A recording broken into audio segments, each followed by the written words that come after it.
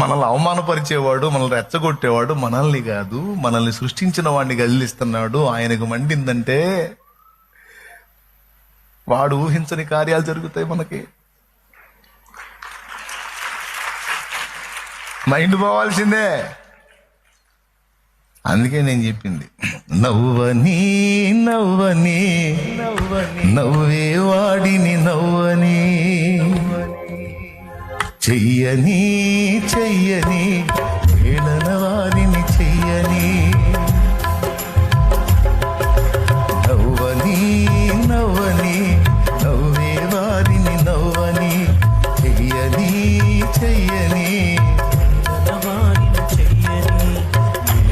ఉన్నాడు, అన్నీ చూస్తున్నాడు.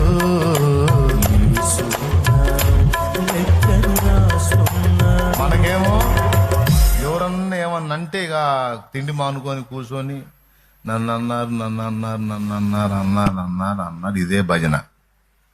ఏందమ్మా వాళ్ళు అనేది, నువ్వు పడేది. అన్నోడెల్లా నిన్ను కాదు ఆయన గద్దిస్తున్నాడు, ఆయన గద్దిస్తున్నాడు. కదిలిచ్చినోడికల్లా మూడిద్ది. ఆయన్ని కదిలించినప్పుడల్లా, ఆయన రెచ్చగొట్టినప్పుడల్లా, అది కూడా మనుషుల విషయంలో. సైతానుగాడు ఏ దగ్గర అంతే వచ్చాడా. అలాగే భూమి మీద ఎలాల్సిన మానవులను దాసులుగా దాసురాండ్రగా చేశాడా. మరి దేవుడు ఊరుకున్నాడా?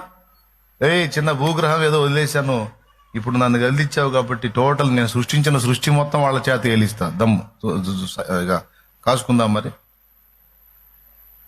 ఈ చిన్న భూమండలాన్నే వాళ్ళు ఏళ్ళటం వాళ్ళ చేతగాల, వాళ్ళ హక్కు నాకు ఇచ్చారు, ఇంకా నువ్వు వాళ్ళు ఏలిచ్చేది చూడరా, చూపిస్తా నీకు సినిమా.